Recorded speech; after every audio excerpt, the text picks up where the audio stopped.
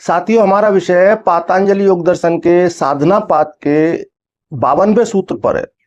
तो आज समझेंगे इस सूत्र में पातंजलि ऋषि हमें क्या गहरी जानकारी दे रहे हैं, क्या गहरा सूत्र दे रहे हैं। अगर परम तत्व ना हो हमारे अंदर तो हम ना हो, लेकिन हमारे अनंत जन्मों के प्रारब्ध उस प्रकाश तत्व को ढक देते हैं। और वो प्रारब्ध क्या है? वो है विचार।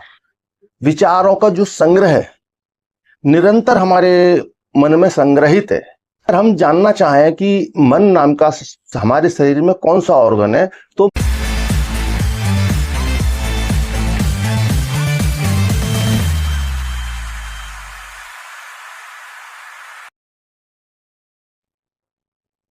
साथियों, मैं योगी हमदर्द गिरी आप सभी के अपने चैनल योगी हमदर्द गिरी में स्वागत करता हूं। आप सभी को बहुत बहुत प्रेम। साथियों, हमारा विषय है पातंजलि योग दर्शन के साधना पाद के 52वें सूत्र पर है। तो आज समझेंगे इस सूत्र में पातंजलि ऋषि हमें क्या गहरी जानकारी दे रहे हैं, क्या गहरा सूत्र दे रहे हैं और उसके क्या गहरे अर्थ हैं।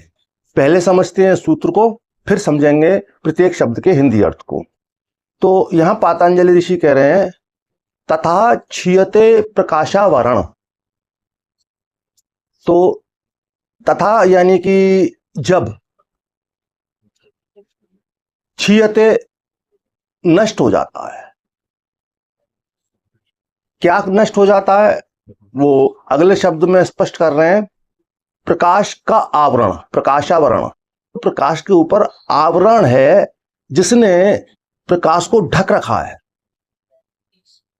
तो निरंतर प्राणायाम कर लेने से, करते रहने से, और जब प्राणायाम पूरी तरह सिद्ध हो जाता है तो वो आवरण हट जाता है। तो अब इस सूत्र की पूरी व्याख्या ठीक से समझते हैं। साथियों, यहां ऋषि कह रहे हैं जब निरंतर प्राणायाम करते रहने से, निरंतर अभ्यास करते रहने से, और जब प्राणायाम सिद्ध हो जाता है तो पीछे जो चतुर्थ अवस्था ऋषि बताए हैं, अब उससे आगे की अवस्था के विषय में ऋषि बता रहे हैं। जब पूर्ण रूप से प्राणायाम सिद्ध हो जाता है तब वह स्थिति घटित होती है। जो हमारे प्रारब्धों के मल दोष हैं वो सभी नष्ट हो जाते हैं। प्रारब्धों के कारण वो प्रकाश ढका हुआ है।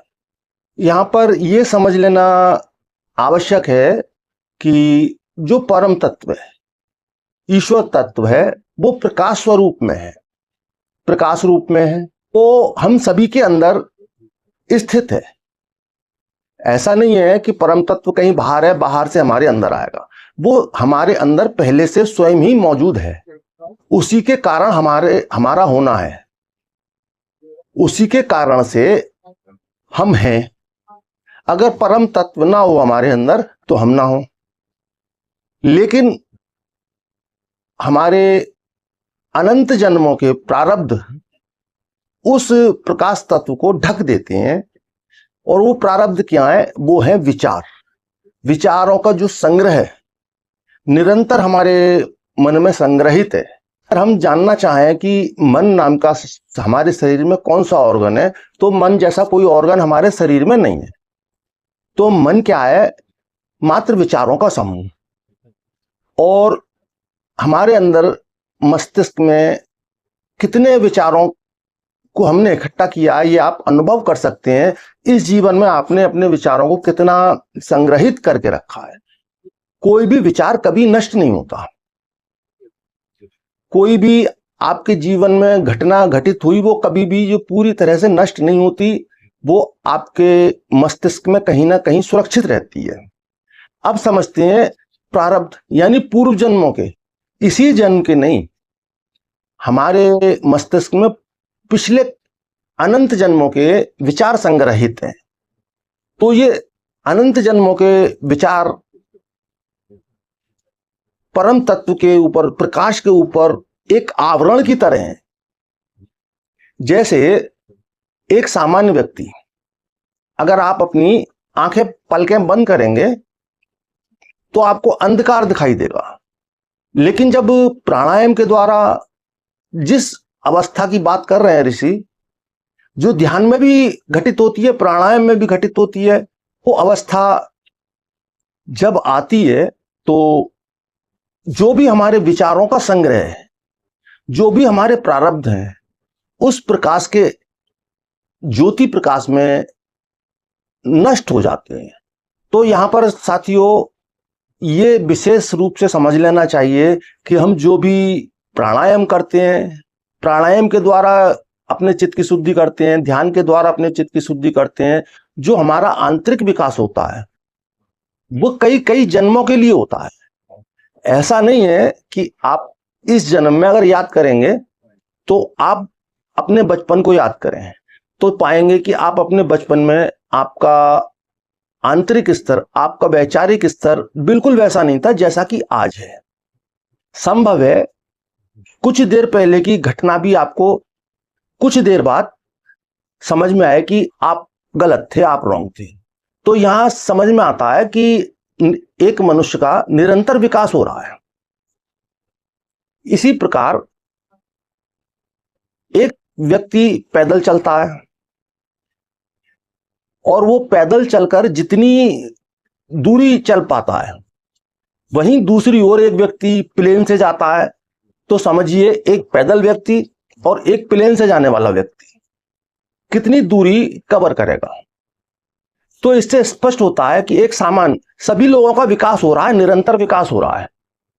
अगर हम विकास क्रम के सिद्धांत को समझते हैं तो कुछ भी ऐसा नहीं है जो विकसित नहीं हो रहा, सभी कुछ निरंतर विकसित हो रहा है। लेकिन विकास की गति, यहां पर वही विषय आ जाता है कि एक पैदल व्यक्ति और एक प्लेन से जाने वाला व्यक्ति। तो आप इस जन्म में कितनी विकास की गति को प्राप्त हो सकते हैं वो आप समझने का प्रयास करें।